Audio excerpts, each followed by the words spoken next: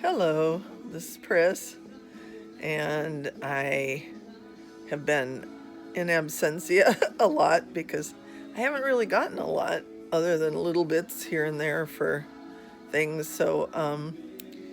But just before Christmas, on the 22nd, 12/22/20, at 8:20 a.m., notice all the twos, the Lord gave me a word called Christmas Unfolded.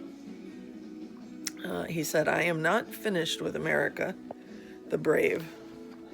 And I thought that was interesting because a lot of people speak of America, but America the brave, not much. I am not bringing her to the grave. I'm not hiding you in a cave.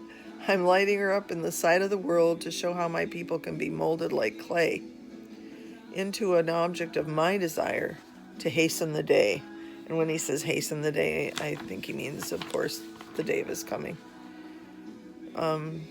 America will indeed be different, for I is remolding her and making her more like I had planned, no longer fitting the plans of man.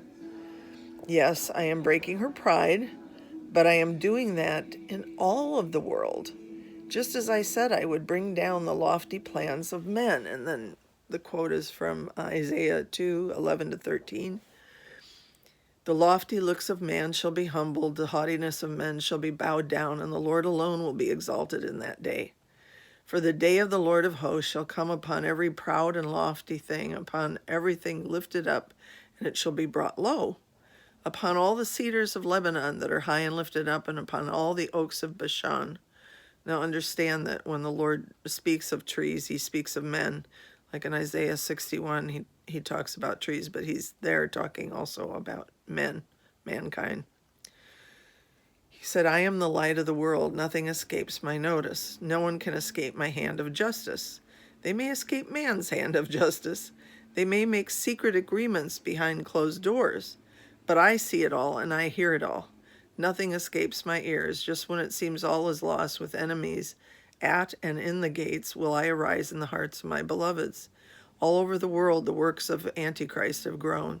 Thus has that spirit of Leviathan captured so many hearts and minds. Now I will arise, says the Lord. Now I'll be exalted. Now I will lift myself up. You shall conceive chaff. You shall bring forth stubble. Your breath as fire shall devour you, and the people shall be like the burnings of lime, like thorns cut up. They shall be burned in the fire. Hear you who are far off, what have I done? What have I have done? And you who are near, acknowledge my might. The sinners in Zion are afraid. Fearfulness has seized the hypocrites. Who among us shall dwell with the devouring fire? You've heard of the spirit of burning, right? Who among us shall dwell with everlasting burnings? He who walks righteously and speaks uprightly, who despises the gain of oppressions, who gestures with his hand, refusing bribes, rather than taking them, I might add, who stops his ears from hearing of bloodshed, and shuts his eyes from seeing evil. He will dwell on high. His place of defense will be the fortress of rocks. Bread will be given him. His water will be sure. So he'll keep you alive in famine and drought, right? But I am a God close at hand, and I am not afar off. My spirit dwells inside of you. Have you not known? Have you not seen? It is I who laid out the stars in the heavens. It is I who destroyed armies with an angel. How did Samson kill 1,000 with the jawbone of a donkey, if not with my supernatural help? How did John not burn when thrown in a hot, burning cauldron of oil? How did Daniel survive a den of abused, hungry lions? Trust in me with all of your heart. I am your provision. I am all you need. Let your dependence be on me, not your own strength. I will lead you and guide you for all you need to do, so rely and greatly depend on my wisdom, strength, and provision. Now, remember, John was called the beloved apostle. He's the one who had his head on Jesus' chest at the Last Supper. And that's where we need to be if we want to be kept from the wickedness. This has always been a season of love and sharing. It's so easy to become self-preserving in the atmosphere that is now in the world, created by the enemy of your souls. But as you trust me and share with others your time, your heart, your love, your sustenance, and as you take time to pray for one another, to care for one another, know that I am unfolding the best Christmas ever in your hearts and souls given to me.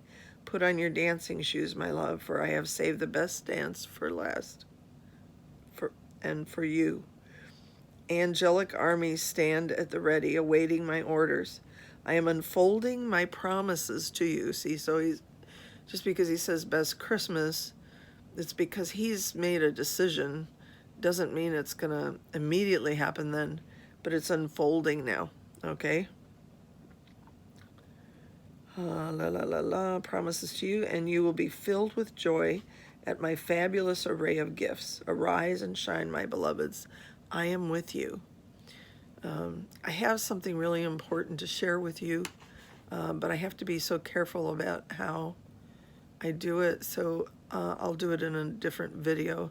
I tried doing it in the same one last night, but barely got there, and then I made a couple mistakes in terms of what I said, so that certain restrictions would not, you know, if I use those words, and then I'd be restricted. So God bless you, and I'll make another one today, God willing, on what I found.